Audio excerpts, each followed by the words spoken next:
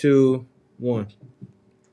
And when you thought it couldn't get any better, it does. Welcome, everyone, to another edition of PIM, Partners in Marriage. I'm one half of the host, John Godbolt. And I'm Bertel Godbolt. The other half of the host program here. We're so glad to have you on board with us today as we are preparing for some great things in the future. And right now, we've got some guests, our guest in our studio with us. And we'll tell you more about him in a minute, but before we do, please make sure you go to our website at partnersinmarriage.com. Okay, that's partnersinmarriage.com. We got some great information there to talk with you about dating, marriage, and just a lot of our podcasts as well. And we want you to have a great marriage. And if you want for us to do work with you, counseling, workshops, you can get that information there as well. Maybe Ash will make sure that you hook up with the right people, and she will get you. She's our event planner, coordinator, and she'll make sure that you're on board with the right information. Now, our guest today, and this is something that my wife and I have been wanting to do for some time, is to bring people in who have experiences in different walks of life. And this person, he is famous because he played on the Duke University basketball team. Well, if you like Duke, if you don't like Duke, you still got to deal with him. Robert Brickey is our guest today, former captain of Mike Krzyzewski Duke's basketball team. He's an athlete. He led them into ACC championships, 3 NCAA Final Four appearances, and started in the 1990s national championship game. He's an achieving guy, first team All ACC tournament honors and silver medalist, all kinds of stuff. We're going to talk more about these things because what Robert's going to do is share with us how his life, basketball, and coaching all tie together. So, Robert, welcome to PIM. Well, listen, thank you for having me, first of all. It's an honor to be on with you. You two have had a major impact in this community on many lives through your outreach, your ministry, your work in the community, and you have good giving spirits. Listen, I know you from when you knew my mom, so we go way back. So it's an honor to be here. Thank you. My wife and I worked with his mom way back, and of course, we knew him from the E. Smith days, and we got a chance to get a seat right there on the front, right with the team when Coach Krzyzewski was playing and coaching. I heard him say, Robert, give the ball to Robert, and boy, it was amazing to watch it. I mean, sitting right there with Coach Krzyzewski is like, man, that's it. Right. It doesn't get any better than that. Okay. Somebody else might see another team, but we won't deal with that today. But Robert, we want to take this first segment, and you, congratulations on 1 year of marriage. We're going to talk about that and the concepts, the preparation that it took you to get ready for marriage. Right. So talk to us a little bit. You know, I didn't see it coming. Okay. I had not planned on getting married. Not that I didn't want to, but I just didn't see it happening in my life, and I was good with that. But I ended up marrying a young lady that I dated before. And in the interim between the time we broke up 17 years ago and we got back together, I had to realize I needed to do some healing. Okay. And we talked about this a little bit off air. How do you heal when you don't know you're broke? Okay, good question. You know, that's tough. So, and I realized that all of us are broken in some form or capacity. And we all have some experiences that molded and shaped us in one way or another. And sometimes that's negatively, in a negative way. So those experiences could cause problems in relationships. If you don't deal with them, and then you jump into a relationship, which I have done, they're going to show up in that relationship. Yeah. So I had a good stretch of time to really deal with me. And I had to go into my own darkness. And in the spiritual community, they'll call it dark night of the soul. I had to go into my own stuff and sit with it and make friends with it. Because if it comes back to trigger me, then I'm not healed from it.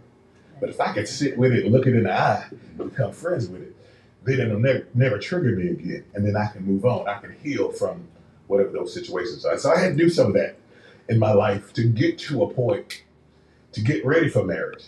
And so it's been a journey, and I have enjoyed this journey. It's been a journey of fun and ups and downs, but I've grown a lot and I've learned a lot because because I made some dumb decisions. Oh, not you, Robert. No. Like, yes, yes. And so, Well, let me ask you this. You knew, when did you recognize that you were broke? What happened, or was there some kind of aha moment that says, hey, I'm not the man I think I am? a little bit before COVID, I was up one night. I usually get up about 4 in the morning. I like to get up and meditate in the morning. Okay. So I'm up late one night, and I got early though. But this spirit had just started sitting on me in a way. Just what it didn't go anywhere. Just sit on me and say, "Hey, you got stuff you need to deal with." Wow. The more I just waited, the more it sat. And God was like, "I got time. I got time." I got time. So God began to deal with me about some of the insecurities I had, Okay. some of the things I experienced in my past, some of the bad decisions I had made, and the reasons behind those actions. Gotcha. And that's what I needed to deal with. And so God just began to rest in my spirit, just rest in my spirit. And I finally said, okay, God, I'm going to follow your lead here. And man, I really began to go on this journey of self-discovery and growth and reading. Like, I get up every morning at 4 and read. It may be the scripture, it may be a book, it may be a video, but I'm all about growth mode. So that is my time from 4 till I come here in the morning at 7:30 to have a couple hours to connect. And that connection time led to other things in my life. It began to show me more things about me and how I needed to move and how I needed to grow and how I needed to develop in some areas and put some things down. Yeah. And I had to let some relationships go. Wow. Sometimes it's hard because, you've been riding with them folks for a long time. Yeah. And it's nothing personal. Mhm. But at this stage, I knew I had to move in a new direction. I go by your resume here, your profile, your bio, as we talked about it. You've done some coaching on levels, collegiate level as well as professional basketball.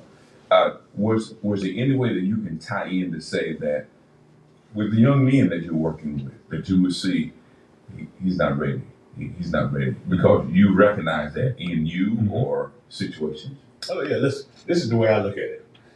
I think of things in sports analogies a lot of times. Okay. So I always think God is the team owner. Okay. I am the general manager. Good. The Holy Spirit is the general manager. I am the coach. Okay. And I got to manage my life according to that formula. And when I do, the good things happen. Okay. When I get the order wrong, and I have done that before, then things go astray. So we never talked about this, but you had a personal experience with Jesus Christ prior to knowing that you had something going on in your life. Oh, I've been walking with Jesus for a long time. Okay. But it was right before COVID, it really began to speak to me about some other things in my life. I mean, the Spirit really started dealing with me. Every night, the Spirit just, and there are times like, I don't have my notebook with me, but there are times the Spirit will just sit on me and say, hey, write this down. And I'll literally start, and I can't even read my own writing, but I'll write 5 or 6 pages of notes and God will say, hey, I need you to, you're gonna say this to somebody. And it's already happened a couple of times. I did a thing for the McAllisters. Yeah, I remember. Yeah. And that piece was from a night when the Spirit sat on me and told me to write that down. Beautiful. Well, I know it was an awesome job for sure. I was there. I heard it. I've listened to you and Wes a lot. Right. And I've often said, that boy sound like a preacher. and the board's not a bad term. Oh, no. Yeah. If you do, I said, he sounds like you. You really do. Yeah. And so maybe you're writing for another calling. Well, listen, I've always thought I had a calling, but not it's a non-traditional calling. Yeah.